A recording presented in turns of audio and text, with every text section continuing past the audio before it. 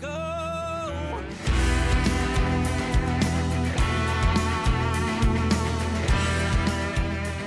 Cheers, everyone. Welcome to the Texas Toast Podcast. And of course, here at the podcast, we toast the best from Texas. And I have got the best from Texas. Everyone's favorite. Everyone adores you. Cal Park, hello. So nice to see you. Hi, Hi, and I'm excited good to to be talk here. about this work that you're doing. And you've got a group together called the Texas Trio. And Yes, ma'am. it's Western swing, it's traditional country, it's so enlightening, it's so refreshing. Let's talk about the two amazing gentlemen that you have. It's yourself, Jason Roberts, John Michael Whitby. Um, it's 60 years combined experience in the industry. Probably more at this point. Yeah, John Michael has been playing with George Strait for nearly 20 years. He played for Sleep at the Wheel for nearly a decade. He played for Randy Rogers Band for a while. He helped manage my career when I was coming up as a teenager, all the way into my 30s. I know I've been playing since I was a teenager, like I just said. And then Jason Roberts, he played with the Wheel for almost 2 decades. He's been playing as the leader of the Bob Wills Texas Playboys for the past couple of years, which is, I mean, it's like playing with the Yankees, you know. And then Right. so is George Strait, obviously. And then also he's played for everybody from Willie Nelson to Van Morrison to everybody in between. So Yes, and I want to talk about y'all already have an album that came out last May, but you dropped something as we speak. It was on Veterans Day when y'all hmm dropped it, More Than Just a Wall. And if I mean, I was just moved to tears, goosebumps. It's just absolutely a precious gift. And to see y'all in the video performing, it's so touching. So talk a little bit about that particular single. well, thank you. We wrote that song, Jason Roberts and I. We were hired or asked, I guess, to play at the Fallen Officers Memorial at the Capitol in 2021, and we didn't know what song to play. Didn't know if it should be, a hymn or a traditional song, and we just got to talking about how it might be most appropriate to write a song for the event, for the families, for the fallen officers and others. And we wrote the song one afternoon, and gosh, it really is just one of the most powerful songs that I've been a part of writing. And even that event that day was just really heavy, really powerful. And then the response we've gotten from this song has been nothing but positive, and I think it'll continue to be that way because the message is we want to thank our the ones who serve us, the ones who give their all. You know. Yes, absolutely.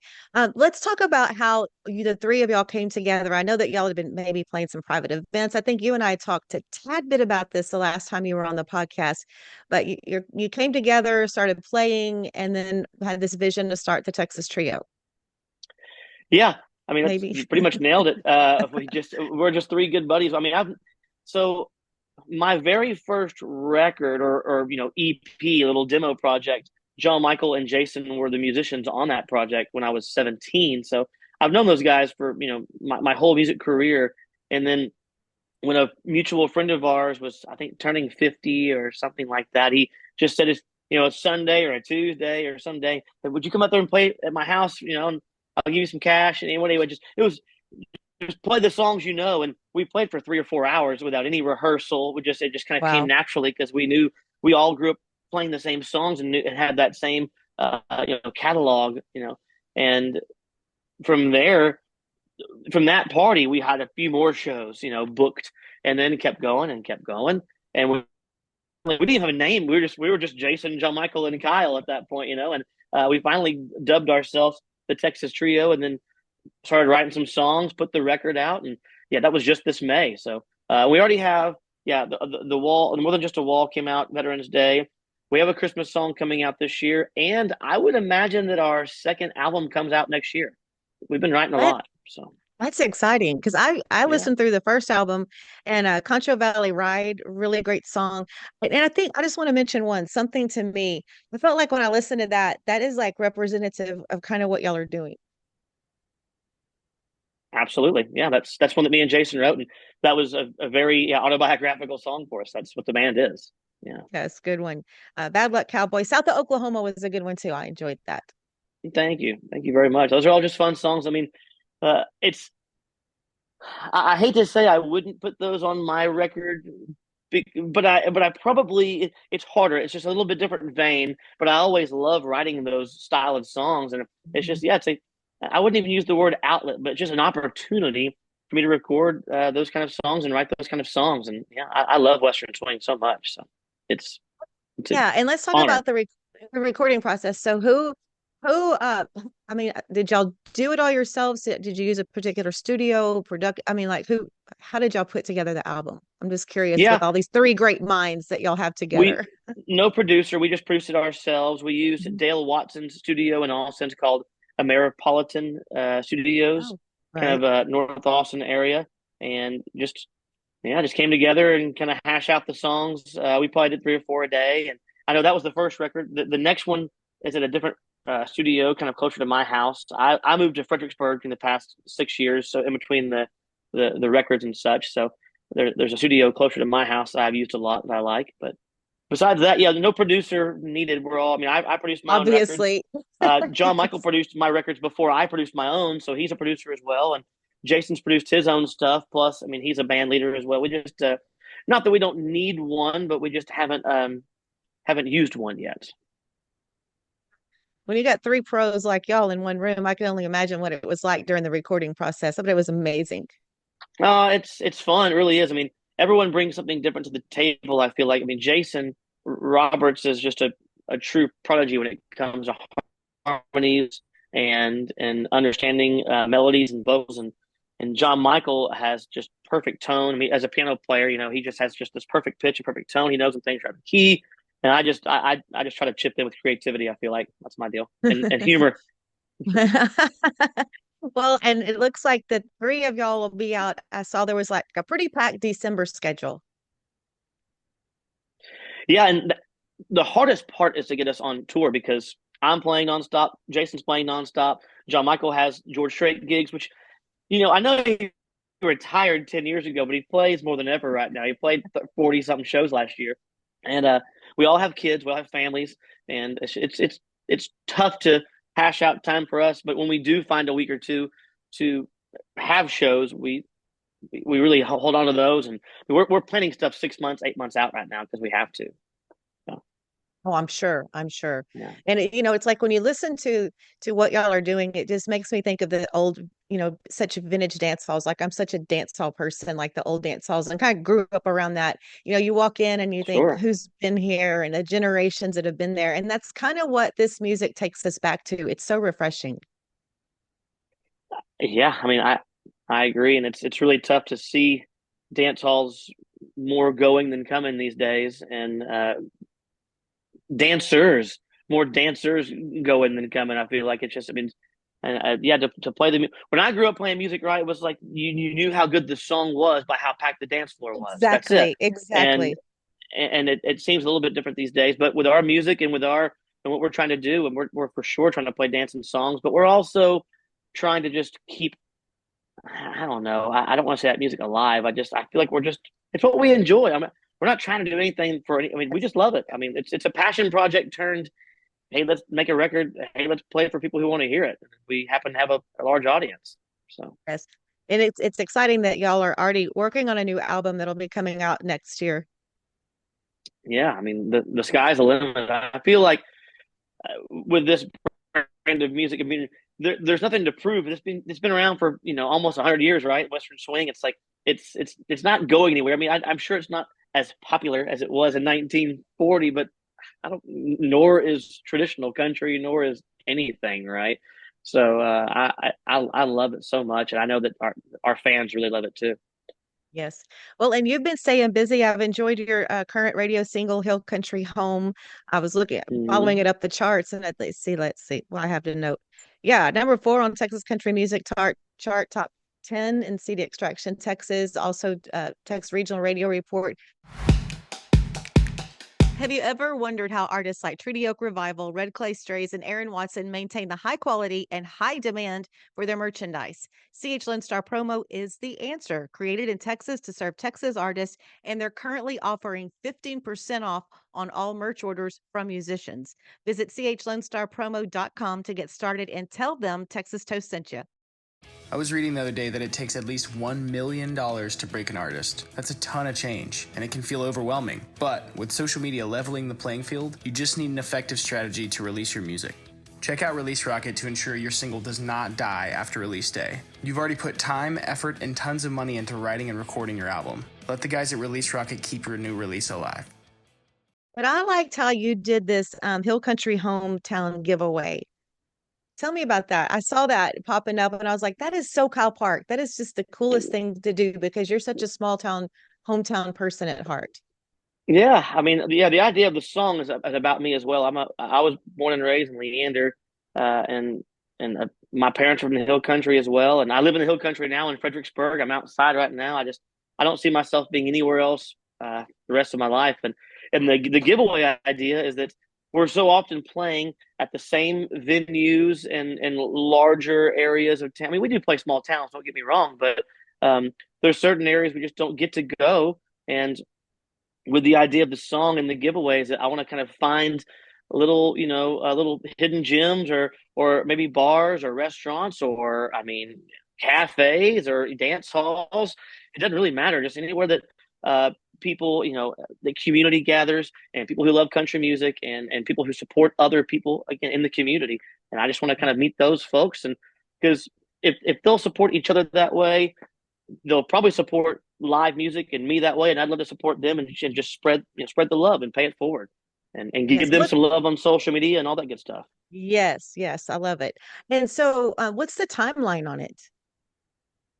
It's kind of TBD. I bet I'll do a few more. I don't know if I'll do 10 more, but I'll probably do two or three more at least. I've done one. I've picked a second that we'll announce soon, and then I'll probably do it. I mean, Christmas slows things down, as you know, in the industry. I mean, I can still do Right. things on social media, and I'll try to, but it also has to do with my touring dates. And I've got the trio shows that I can't really do the hometown giveaway during the trio shows, and then it's Christmas again. And then January I'll be in Steamboat for Music Fest, and I come back and I'm not Right. sure I'm recording again. So it's just a scheduling thing, but I'll for sure do it, and I'll keep everybody up to date. Yeah. So how are things with the families? I know you stay busy on that end too. Oh man, they're everyone's right. They grow too fast. You blink and I they're and know. there's and my I got a 3.5-year-old and a 1.5-year-old, so we got our hands full, and it's that. I mean, just being married and having kids has really changed my career for me, in the sense of like I still love my job, but I don't like to leave. When I was 25, 30 years old, it's like I didn't know any different than just being gone and staying on the road, more than half the year. But now it's hard to be gone every single day. It's like, what am I missing? What am I not helping out with? I mean, again, it doesn't take away from how much I love being on stage, but it's true that we're paid to travel. The music is fun. Like or sorry, the job is traveling, right? The job isn't to play music. That's so much fun, and I love it. But the job is traveling, and that part gets hard for sure. I like that. The So job is traveling. That's a good way to put it. And so yeah. I'm sure you'll have some, but looking at the ages that your children are at, that's going to be a fun Christmas. Oh yeah. No, you're right. We can't wait. Right around the corner too. They can't wait. That's all I hear They about right can't now. wait. That, It yeah, was Halloween, and now it's they don't care about. Unfortunately, they don't care about Thanksgiving. I love Thanksgiving; it's one of my favorite holidays of the year. But really. their minds on Christmas right now. They're focused. Oh, don't you love it? Yeah. Those bright eyes in the Hmm. morning when they get up and that little pitter pattering. But then it's all the Oh, prep, all the shopping, all the, yeah. gathering everything up, the decorations. Like I love to decorate. Hmm. My wife does too, and I I love to do the yard work. I'm an outside guy. Yeah. I will say we have Christmas, and then we have my daughter's birthday January 3rd, and then my son's birthday January 31st. So we're back to back pretty good. Yeah, that is back to back. It's like my Hmm. my kids really did one on me. I'll just tell a quick story. I have three grandchildren, all and I always because I worked in radio, so it always be I always and I was promotions director, so I'm always putting together our huge like 200 people promotion for Christmas giveaways, and we'd all gather, blah blah blah. And so I didn't start my Christmas shopping till late. They had three Christmas babies. I said, "Oh, y'all got me, didn't you?" Y'all That's really funny. got me. It wasn't That's planned, funny. but it's a big joke in our family. I was like, yeah, well, let's see what mom's gonna do now. She's got all three of these grandbabies all with Christmas All at birthdays. once. You can like take a Yes. save up and get a credit card or something. That's a lot. That's painful. Yeah. Yeah, but thank goodness there's a lot of online shopping now, not like back in the day, like when my kids were growing up, where you actually had to go to Walmart or you had to go here or go there. So yeah, it kind of makes it easier. You know what's so funny too? When I go out to like just shop at a a Target or a Walmart, it's like I just walk around going, why did I even do this? I'll just shop on like it's way easier online, and I don't know. I'm just here looking. I can just look online. I don't know what I'm doing. So I know, right? Is yeah, it one of those things where you feel like you're supposed to do that? the Like you're world has just changed. supposed to. Yeah. Oh, and Yeah. like in grocery shopping. Oh my gosh, Oh, I mean, please. come on, curbside's the way to go. HEB solved it. Solved the That's problem. yeah, curbside is nice, Yeah. but like where I am, I'm on the coast and we're a coastal town and it takes at least 30 minutes, 30 to 35 minutes to even get close to the closest HEB or Walmart in the Hmm. town over next to us. And we do not have Uber Eats here. We don't have anything that gets Yeah. delivered. So I really haven't gotten into that world, but it is convenient when I travel. I will do Uber Eats when we travel. I did that. Yeah. We were just in Fort Worth for the Texas Country Music Awards, and it was like as soon as the awards were over with, we got back to the hotel. It's like, okay, we're gonna splurge. We're gonna do some Whataburger, We Uber have all Eats. these options. That's exactly right. So, as far as you personally, new music for next year, I'm sure we'll be looking at some great stuff coming in.